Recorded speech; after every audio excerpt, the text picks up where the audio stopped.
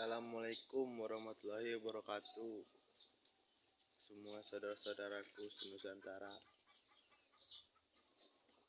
terima kasih sudah klik video ini. Jangan lupa di subscribe.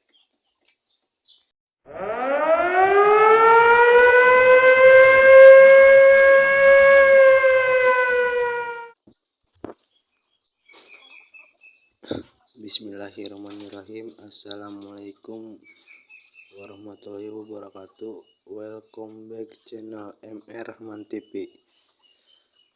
Salam sejahtera untuk saudara-saudaraku seluruh Nusantara semua.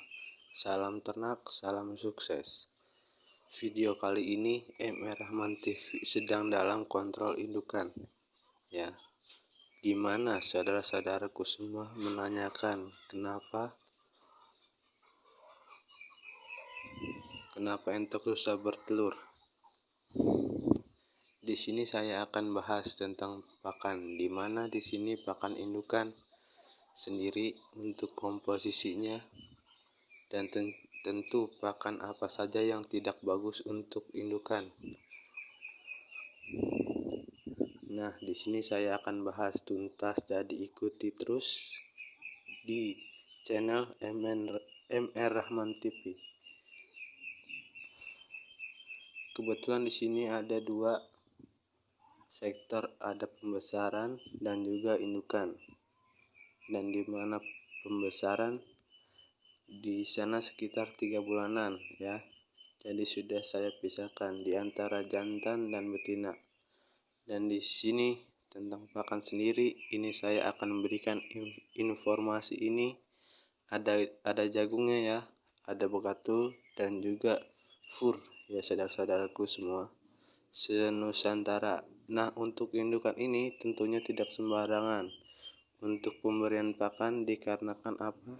Untuk indukan ini istilahnya proses untuk memperbagi sel-sel telur nantinya akan mendapatkan DOD entok yang keturunan yang bagus. Dan pakan ini sangat berpengaruh untuk nantinya masanya berproduksi dari indukan. Salah satunya yang pasti itu yang mengandung protein tinggi ya teman-temanku. Harus mengandung protein tinggi, harus pakannya juga set karbonnya juga harus ada, dan tentunya yang harus dihindari untuk pemberian pakannya jangan pakan fermentasi. Kalau pakan hijauan masih boleh, tapi harus komposisinya itu jangan terlalu banyak. Jadi harus bisa menakar ya, umpama 100% untuk hijauannya, jangan sampai separohnya ya. Jadi sekitar 30% itu masih oke ya. Nah, untuk pakannya sendiri untuk memang harus diperhatikan untuk seksama. Untuk fermentasi yang tidak bagus adalah bahan fermentasinya atau bahan probiotiknya, itu berpengaruh untuk produksi telurnya di indukan, terutama untuk entok betina. Pakan yang mengandung ampas, maksudnya pakan ampas itu biasanya kan hasil perasannya, misalkan diberikan ke indukan apakah bagus. Itu ada juga yang bertanya kemarin, untuk ampas itu boleh untuk campuran, tapi jangan banyak-banyak, itu juga tidak bagus. Untuk banyak-banyak untuk indukan ya, misal ampas kelapa, ampas ketila, atau ada juga kalau di Depok itu yang namanya ampas untuk pembuatan brem, itu dari ketan. Nah, itu juga jangan banyak-banyak karena mengandung beras, tentunya tidak bagus untuk reproduksi atau produksi telur nantinya. Jadi ini untuk pakan ini harus diperhatikan untuk indukan, karena ini pakan ada jagungnya. Jangan yang sudah saya sering biar nantinya menghasilkan telur yang banyak. Seumpama Nah, itu yang utama adalah tinggi protein. Terus dibuatkan lagi untuk kualitas dari indukannya. Indukannya juga harus bagus, jangan sampai indukan itu indukan yang kurang sehat. Semisalnya itu juga sangat berpengaruh. Nah, untuk saya sendiri ini sudah panen sekitar sudah sering ya, alhamdulillahnya.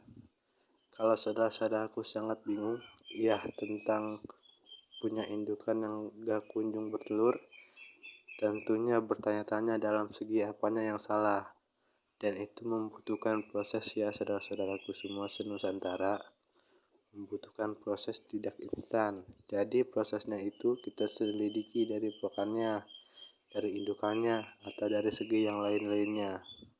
Harus kita ketahui ya, saya sendiri di sini masih terus banyak belajar juga, jadi saya juga tidak menganggap informasi saya ini seperti saya sudah tahu gitu.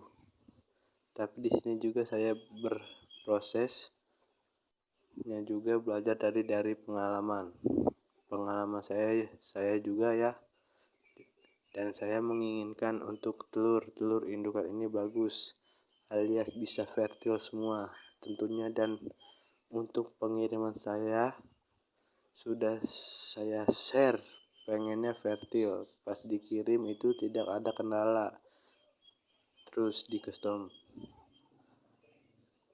bagus. Nah, itu sebenarnya kuncinya indukannya yang banyak.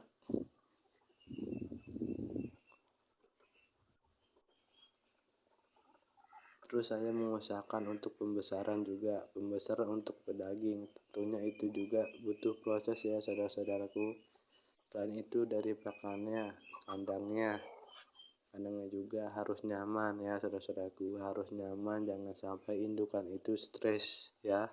Jadi selain pakannya juga habitatnya itu harus direnov sebagus mungkin atau senyaman mungkin.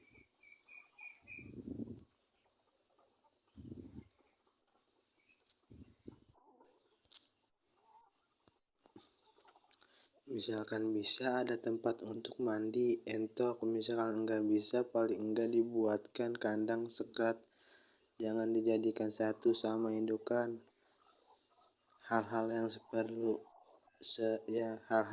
seperti itu diperhatikan agar indukan itu menghasilkan telur yang baik dan yang bagus. Harus diterapkan seperti itu, dan hindari pakan fermentasi, karena pakan fermentasi tidak bagus untuk indukan. Kalau bisa itu pakannya harus bisa mengandung karbohidrat dan juga protein tinggi. Yang tadi saya beritahu, kalau untuk volar dengan bekatul itu masih bagusan volar ya, dan bekatul itu 02. Kalau ada nasi aking itu pakan murah. Kalau misalkan pakan alternatif itu akan tidak pakai uang ya, tidak pakai dana untuk pembelian semisalkan hijauan. Tapi kalau pakan murah itu menggunakan dana, tapi sangat terjangkau untuk harganya sendiri di bawah pakan pokok. Untuk informasi kali ini sudah sampai sini dulu ya saudara-saudaraku semua seluruh Nusantara. Jangan lupa subscribe, like, and share. Sampai jumpa di berikutnya. Wassalamualaikum.